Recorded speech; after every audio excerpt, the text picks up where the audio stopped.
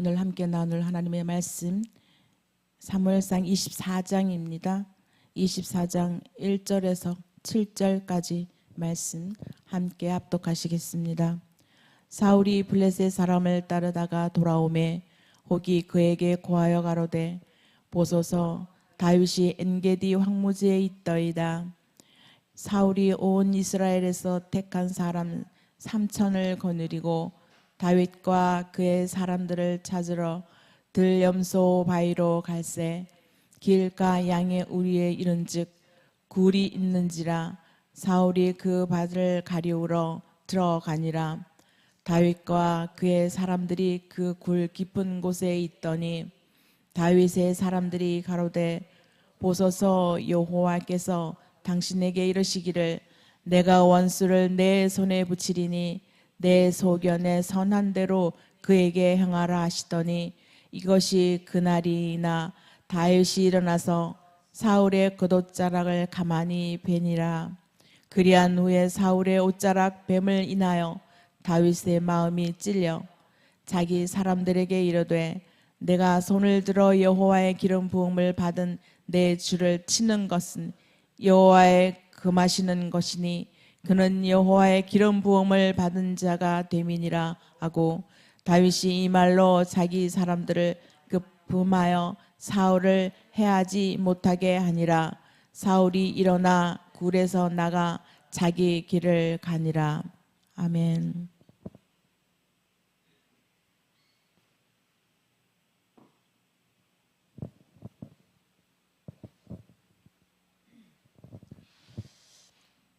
이스라엘을 수시로 괴롭히는 블레셋 사람들이었습니다. 블레셋과 이스라엘이 그 옆에 근접해 있기 때문에 심심하면 블레셋이 이스라엘을 쳐들어왔습니다. 그래서 이 사울은 늘 이 블레셋 때문에 골치 아파합니다.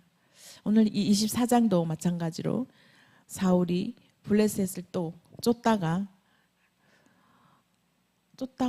돌아오는데 또 누군가가 다윗이 엔게디 광야에 있습니다 라고 또 누가 또 꼬질러내요.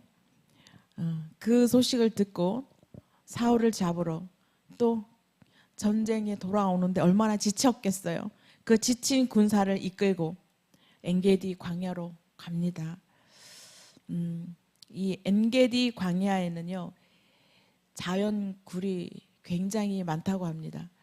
가보지 않아서 모르겠는데 다녀오신 분들의 이야기를 쭉 보면 그 광야에는 굴들이 엄청나게 큰 바위돌 굴들이 많이 뚫려 있다고 해요. 그 사해 주변에 자리 잡고 있어서 이 광야 쪽에는 관광객들도 많이 몰려온다고 해요. 그 사해 비누가 굉장히 유명한 명품이라고 합니다. 그래서 그쪽에 관광한 사람들은 다 그 비누를 사갖고 와서 사용해 본다고 합니다.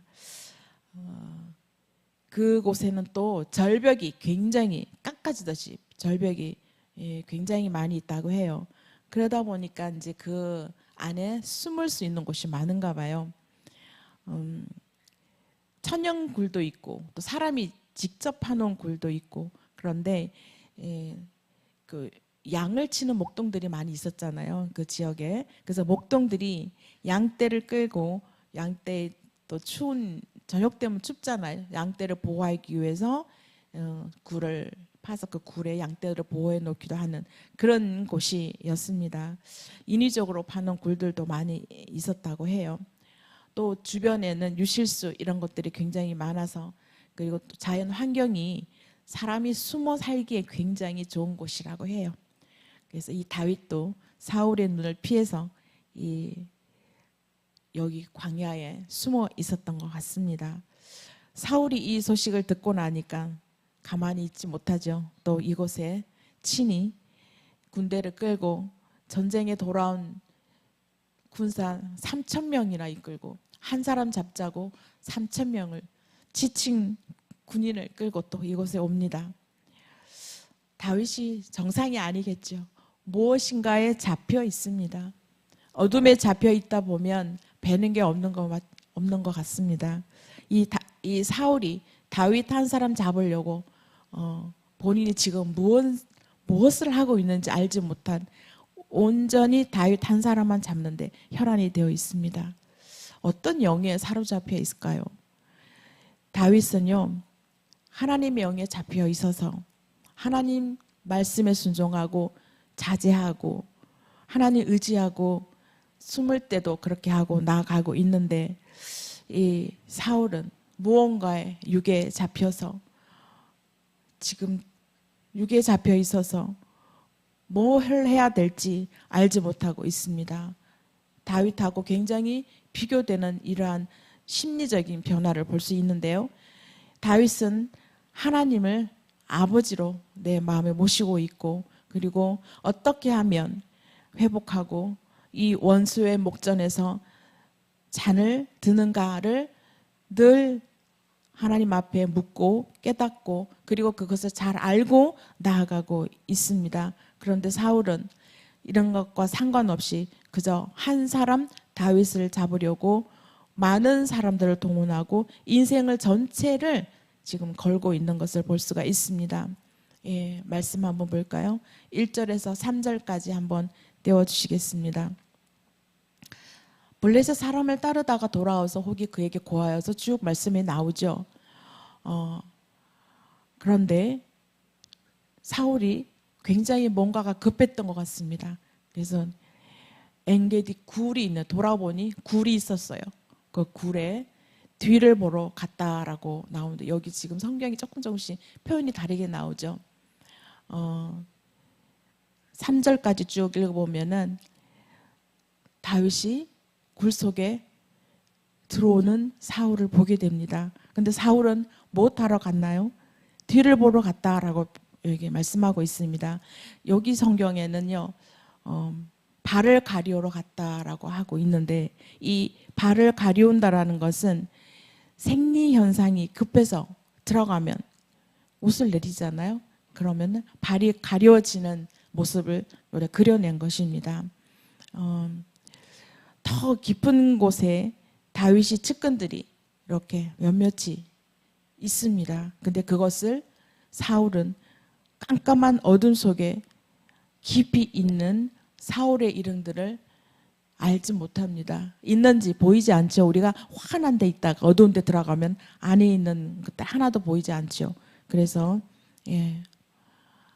사울은 그 어두운 곳에 가서 볼일을 보기 위해서 그곳에 들어갑니다. 어둠의 권세에 있는 자와 하나님을 아버지로 둔 자에게의 삶의 끝은, 그 열매는 확연하게 다르죠. 가정에서, 그리고 주변에서도 많이 봅니다. 홀로 예수를 믿는 사람, 주변에 아무 친척도 예수를 믿지 아니하고 홀로 예수 믿는 사람과, 태어나면서 바로 예수 믿는 가정에, 그 가정 문화에 접한 사람과는 삶의 열매가 많이 다름을 볼 수가 있습니다. 그냥 그런 분들은요, 신앙의 대를 쫙 이어오는 가정에서 그 사람을 보면 그냥 거저 가는 것 같은 느낌이 들 때도 있었습니다. 제 주변에도 있었는데, 그냥 가만히 보면 엄마 아빠도 장로님이시고 그 계속 대대로 이어온 그 신앙의 문화 가운데 자란 사람들은 그냥 가는 게 보여져요. 그런데 일대 나 혼자만 예수 믿고 발버둥 치는 그걸 보면 굉장히 힘들게 신앙생활을 하고 있는 것을 볼 수가 있어요. 그러니까 영적 전쟁이 엄청 심한 것이죠. 다 정리해놓고 길을 닦아놓은 것과 그 길을 내가 헤쳐나가야 되는 것과의 그 삶은 엄청나게 다른 것을 볼 수가 있습니다. 목회도 마찬가지죠. 홀로 목회의 길을 가는 사람과 온 집안이 예수 믿는 가정에서 기도를 해주고 막 힘을 실어주는 그 목회는 얼마만큼 힘들고 차이가 있는 것을 볼 수가 있습니다. 기도가 쌓여진 그 가정에, 그리고 오랜 영적 쌓임이 있는 곳은 그 뒤를 기도해주고 쌓여진 영적 부분들을 굉장히 중요하다는 걸 우리는 다 알고 있습니다. 다윗이 그러한 사람 중에 한 사람입니다. 하나님의 사람들은 좀 잘못을 하더라도요, 이 집안의 경건의 그 문화에 별로 벗어나지 않습니다.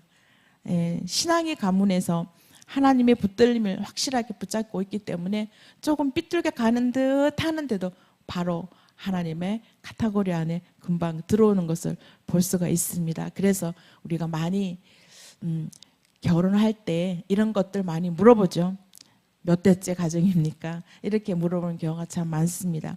그것은 이런 이유이지 않을까라는 생각이 듭니다. 기도가 쌓여진 가정, 하나님의 영적 흐름이 쌓여진 가정, 이 가정하고는 그러지 않은 가정과는 많이 차이가 나지요. 이 사울도 보면 사울은 그런 가정의 사람이 아니죠. 그래서 늘 불안합니다. 자기 자리를 하나님이 아닌 내 스스로 지켜내야 하기 때문에 불안하고 늘 힘들어합니다. 누군가 내 자리를 뺏을까 봐 두렵기도 하고, 다윗은 그 반면에 하나님을 의지하고 하나님께 붙잡힘을 당하는 사람이기 때문에 불안하지 않고 늘 힘들고 어려울 때면 마음을 하나님께 내어놓고 하나님을 의지하는 그런 모습을 볼 수가 있습니다. 그런데 사울은 이렇게 불안한 가운데 하는 자기 행동이 잘못된 것을 알면서도, 그것을 내가 죄인 것을 알면서도 그걸 제어하지를 못합니다. 누군가의 무엇인가의 힘에, 무엇인가의 영에 자꾸 끌려서 자기의 죄를 제어하지 못하는 모습을 볼 수가 있습니다. 그것은 누군가가 나를 위해서 힘을 실어주고 영적으로 기도해주지 아니한 사람들은 정말 힘듭니다. 이것이 바르게 가다가도 또 무너지고 이러한 모습들을 보는데, 이 사울이 늘 그러한 모습이었습니다. 이 어둠의 진영과 하나님의 진영에 누가 놓여 있는가라는 이야기가 지금 오늘 본문의 이야기입니다. 다윗은 물맷돌 하나만 가지고 나아갈 수 있었지요. 그 거대한 골리앗을 앞에 두고 두려워하지 아니하고 물맷돌 하나를 가지고 나아갈 수 있었던 것은 하나님의 믿음의 본질을 분명히 알고 있었기 때문이었고, 그렇지만 이 사울은 보여지는 그 크기, 인간적인 모습, 크기의 싸움으로 여겼기 때문에 벌벌 떨고 있을 수밖에 없었지요. 우리는 어떤 문제에 있더라도 창조주 하나님만 의지해야 합니다. 그럼에도 불구하고 이 사실을 또 가끔 잊을 때가 있습니다. 환경에 처해 있을 때, 어려움에 당해 있을 때 문제를 더 크게 볼 경우가 너무나 많이 있습니다. 그런 것들로 인해서 우리는 나약해지고 또 하나님을 붙잡아야 되는데도 불구하고 놓칠 경우가 있습니다. 그럼에도 불구하고 우리는 어떠한 경우라도, 어떠한 문제에 부딪혀 있을지라도 창조주 하나님을 의지해야 합니다. 사울이 다윗이 숨어있는 굴로 들어오자마자 들어온 이 사울을 본 사람들이 있죠. 다윗의 병사들이죠. 이들은 여호와께서 이제 우리에게 주신 기회이다, 사울을 죽일 수 있는 기회가 왔다라고 다윗의 병사들은 이야기합니다. 4절 한번 보실까요? 4절엔 다윗이 사람들에게 이르러 보소서, 여호와께서 당신에게 이르기를 내가 원수의 내 손에 붙였다라고 이렇게 얘기하고 있습니다. 그런데 다윗은 사울을 죽이는 것을 금하고 옷자락을 가만히 베었다라고 얘기하죠. 사울의 옷자락을 베었습니다. 겉옷은 이게 그 왕이 입을 수 있는 그 겉옷 있잖아요. 그 겉옷을 이야기하는데 그 겉옷을 가만히 베었다라고 해요.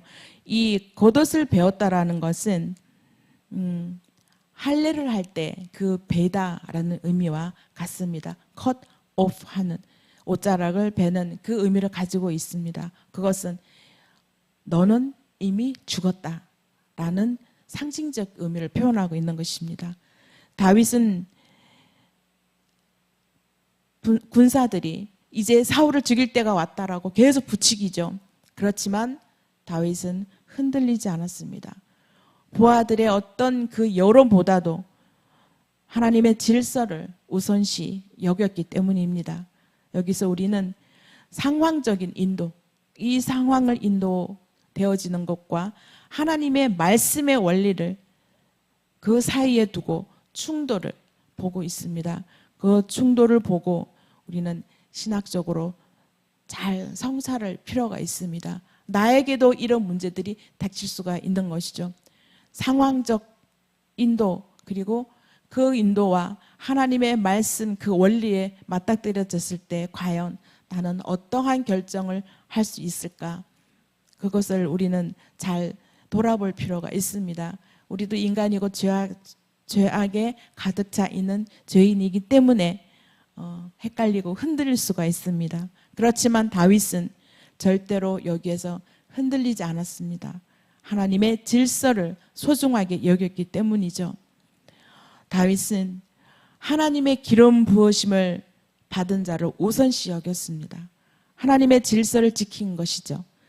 목적이 아무리 선할지라도 수단이 폭력적이면 그 십자가는 허상이 되고 마는 것입니다.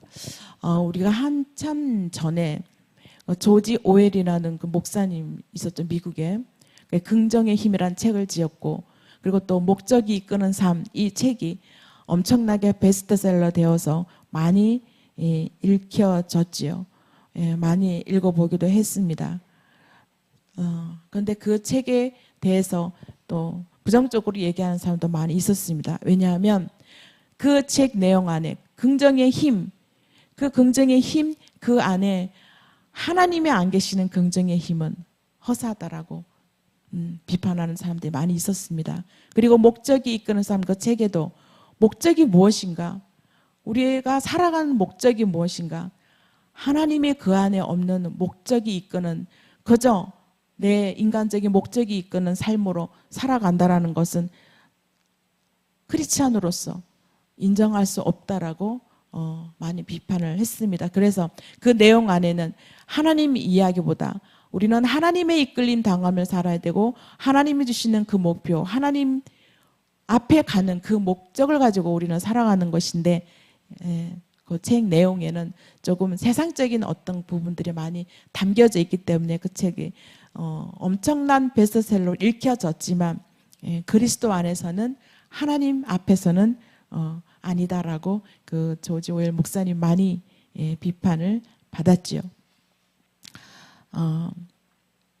그래서 하나님 안 계시는 예수 그리스도의 십자가가, 하나님 안 계시는 곳은 그 십자가가 모두 허상이다라는 것을 말하고 있습니다. 이 옷자락을 뱉다라는 것은 이 사무엘서에도 완결편으로 나와 있는데요. 15장 27절, 사무엘서 15장 27절에 보면 사무엘서 15장 27절에 보면 다윗이 왕권이 위임된 것을 볼 수가 있는데요. 사울은 이 사실을 전혀 모릅니다. 사무엘이 가려고 돌이킬 때에 사울이 그의 겉옷자락을 붙잡음에 찢어진지라, 이렇게 얘기한, 지금 반대가 되어 있는 것이죠. 이 사울은 어떠한 환경에 본인이 처해 있는지를 알지 못합니다. 지금 내가 무슨 짓을 하고 있는지 알지를 못하고 있어요. 이 24장은요, 다윗이 사울을 이긴 사건이 아니고 다윗 안에 복수심과 교만을 이긴 사건입니다. 왜 사울을 복수하고 싶은 마음이 없었겠습니까? 당장이라도 사울을 쳐 죽일 수도 있는 그 자리였지만 그것을 이겨낸 것입니다. 자기 안의 복수심과 그 교만을 이겨낸 사건이에요. 다윗과 같이 이 시대를 초월하여서 하나님의 사명자는 언제나 자기 말과 손으로 정의를 실현하려는 그러한 유혹을 이겨내야 합니다. 내 손으로, 내 마음대로, 내 뜻대로 어떤 일을 해내려고 하는 그 유혹을 이겨내야 합니다. 기름 부음 받은 자를 치지 말라라고 이 원리는 하나님의 주권을 인정하는 다윗의 올바른 신앙 태도를 보여주고 있습니다. 24장으로 띄워주세요. 내 손으로 시간을 앞당기는 것이 아니라 하나님께서 완성하실 때까지, 다윗은 하나님께서 완성하실 때까지 고난의 자리를 지키는 것이 바로 사명입니다. 굉장히 어렵죠. 어렵습니다. 인내하고 그 자리를, 고난의 자리를 인내하고 지키는 것이 굉장히 어렵습니다. 그런데 그럼에도 불구하고 다윗은 그것을 지켜냅니다. 끊임없는 인내와 절제를 해야만 하는 이 사실상의 이 육신의 모양은 완전히 내려놓아야만 하는 것이죠. 다윗의 이러한 훈련들이 있었기 때문에 하나님의 합한 자로 일컬음을 받은 것이지요. 내려놓는다는 것, 완전하게 내 것들을 내려놓는 것, 정말 어렵고 힘든 일입니다. 그렇기 때문에 우리는 자꾸 하나님께서 내려놓으라고 하는 거죠. 사울은 시원하게 이제 볼일을 보았죠. 그래서 굴에서 나갔는데 뒤에서 다윗이 엎드려 절하며 말하고 있습니다. 내 주 왕이여 라고 부릅니다. 영적 어두움에, 캄캄한 영적 어두움에 잠겨있던 이 사울은 내가 무엇을 하고 있는지 모르고 뒤를 보고 나오는데 뒤에서 내 주 왕이여 라고 부르며 엎드려 절하는 다윗은 그 소리를 듣고, 그 다윗의 소리를 듣고 사울은 얼마나 놀랬겠습니까? 이 다윗은요, 사울에게 내 주 왕이라고 부르는 것은, 그리고 엎드려 절하며 내 주 왕이라고 부릅니다. 그것은 사울 개인에 대한 존경심을 의미하는 것이 아닙니다. 그를 세우신 하나님의 권위에 대한 굴복을 의미합니다. 다윗은 정말 인격적으로 잘 다듬어진 모습을 볼 수가 있는데요. 큰 소리로 위풍당당하게 사울 앞에서 말할 수 있으나 사울에게 엎드려서 내 주 왕이여 라고 부르고 있습니다. 그것은 다윗 자신이 직접 하나님께서 재판장으로 판결해 주실 것을 믿고 선포한 것입니다. 철저히 하나님의 주권에 맡긴 것입니다. 9절에 좀 보시면은요, 사울이 다윗을 죽이려고 한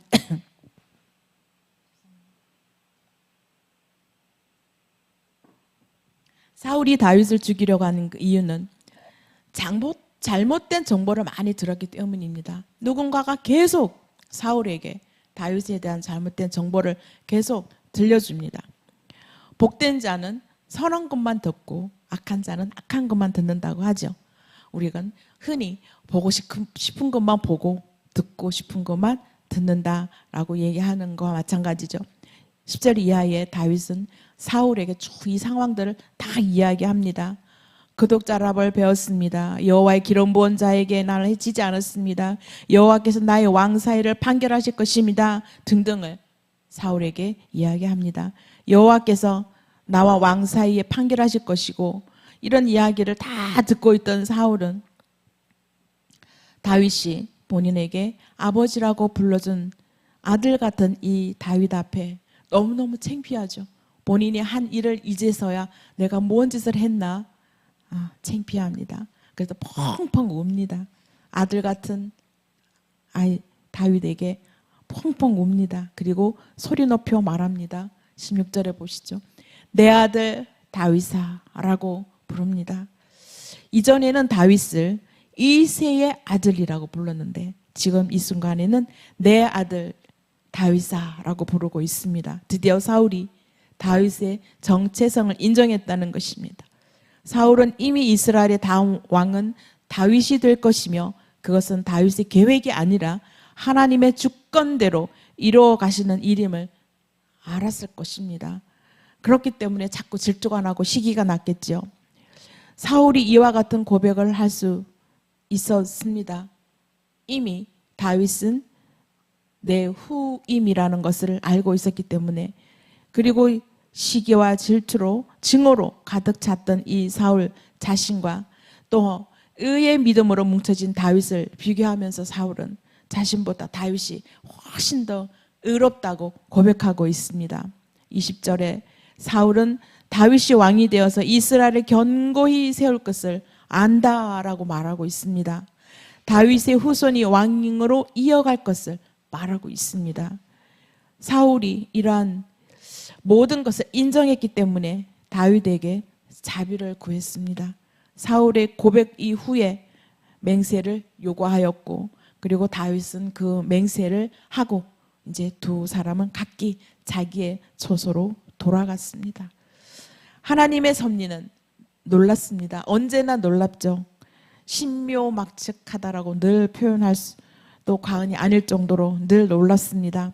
이 사무엘 24장에서 주시는 하나님의 메시지는 우리의 삶이 어둠의 권세 안에 있느냐, 하나님을 아버지를 삼고 자녀된 권세로 살아가느냐, 이 삶의 열매는 확연히 다른 결과를 가져다 준다라는 것입니다. 하나님을 아버지로 삼고 예수 그리스도의 피의 혈통으로 후손들에게까지 구속의 은혜 안에 살아가는 그러한 축복이 임하는 가정이 다 되시기를 주의 이름으로 축원합니다. 기도드리겠습니다. 하나님 감사합니다. 오늘도 하나님의 귀한 사람, 하나님의 귀한 합한 자로 살아가기 위하여 하나님께 말씀에 다가가고 하나님께 나아오는 사랑하는 백성들을 축복하여 주시옵소서. 하나님의 그 예수 그리스도의 혈통으로 쭉 이어가는 자손 만대까지 하나님 아버지의 혈통이 이어지는 그러한 축복이 임하는 세임의 가정들이 다 될 수 있도록 하나님 축복하여 주시옵소서. 예수님 이름으로 기도드립니다. 아멘.